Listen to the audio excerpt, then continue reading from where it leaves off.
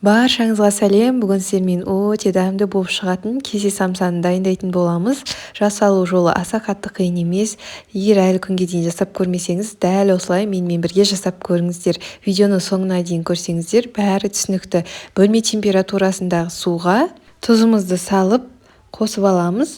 Соң барып ертілген сары майымызды қосамыз.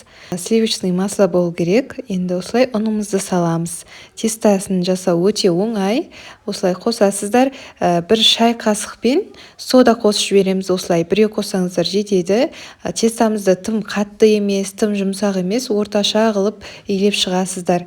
Жақсылап тындырып илеу керек. Осыны қазір демалуға жібереміз. Пакетке салып, біраз уақыттан кейін пакеттен шығарып, қайттан бір илеп, қайттан пакетке салып, одан кейін барып істесеңіздер өте жақсы шығады тесталарыңыз. Начинкасын дайындаймыз. Начинкасы өз қалауларыңыз бойынша. Бұл жерде мен жылқы етімен құйрық қостым. Өте дәмді шықты.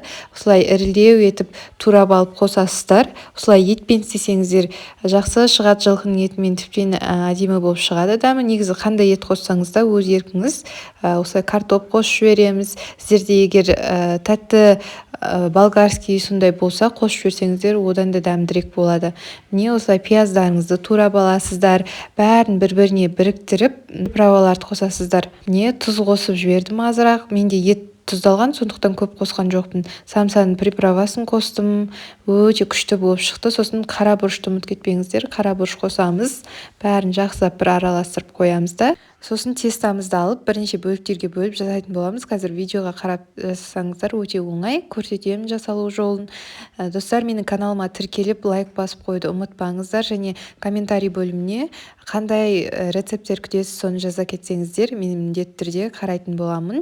Енді тестамыз, демалып шыққан тестамызды алып, бірнеше бөліктерге бөлесіздер. Дәл видеодағыдай етіп жасай бересіздер. Менде бұл жерде 10-12 самса көлемінде шықты. Сіздерде де сондай болып шығады. Барлығын осылай зуалаға бөліп аласыздар.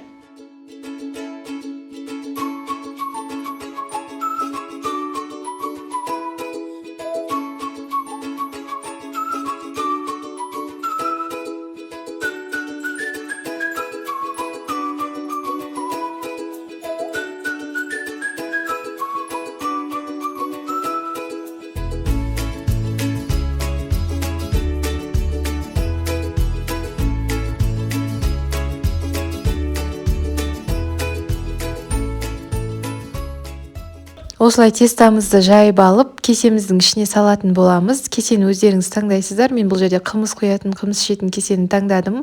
Осылай тағы бір тестаны жайып алып, шетінен кесіп, екеуін дәл мен істегенде істеп қоясыздар. Алдын ала қызанақтарыңызды осылай кубиктап турап алып, ең бірінші қызанағымызды саламыз, сосын азырақ құйрық салып жібердім. Осылай начинкаларыңызды толтырып саласыздар. Дәл видеодағыдай етіп түйесіздер. Жақсылап тию керек, өйткені су ағып кетпеу керек, сочный болады. Суы көп болып шығып тұратын самса болады өзі сондай. Осылай дәл видеодағыдай өресіздер.